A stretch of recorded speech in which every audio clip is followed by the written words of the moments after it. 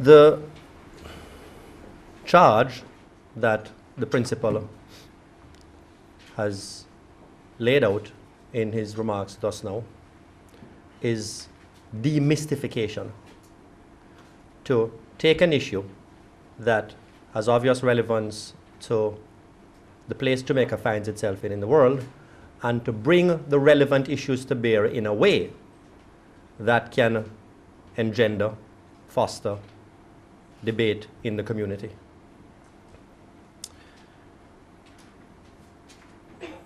Let's see how well we do at that.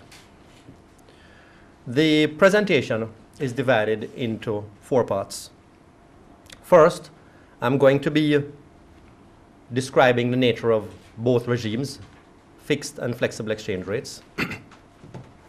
Then we're going to look briefly at the strengths and weaknesses of each type of regime. Thirdly, we review a small number of country experiences, focusing in particular on the case of Barbados and the case of Argentina. And we conclude with some remarks at the end. Essentially, we are going to conclude, let me give you a heads up from now, that the issue is not the choice between fixed or flexible exchange rates.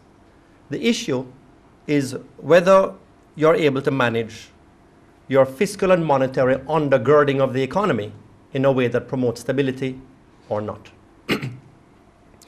Okay, let's first of all have a look at the 2 options that we're considering. Now bear in mind here that we have sort of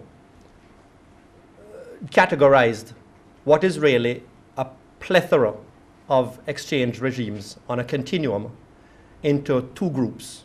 One is the group of fixed exchange rate regimes, and the other is a group of flexible exchange rate regimes, which have various manifestations. Essentially, a flexible exchange rate regime is determined by the forces of demand and supply. It matters not whether it is a managed or dirty float, which means the central bank occasionally intervenes in the foreign exchange market, either putting in or removing foreign exchange. Changes are motivated either mostly or entirely by inflows and outflows of foreign exchange.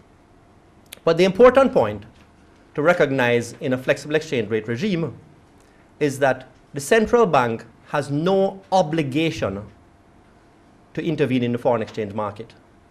And so therefore, the level of foreign exchange reserves that the central bank maintains is entirely a matter of choice. Whenever reserves, international reserves, rise or fall, the central bank has made a decision to intervene in the foreign exchange market, a decision which can go any way the central bank chooses.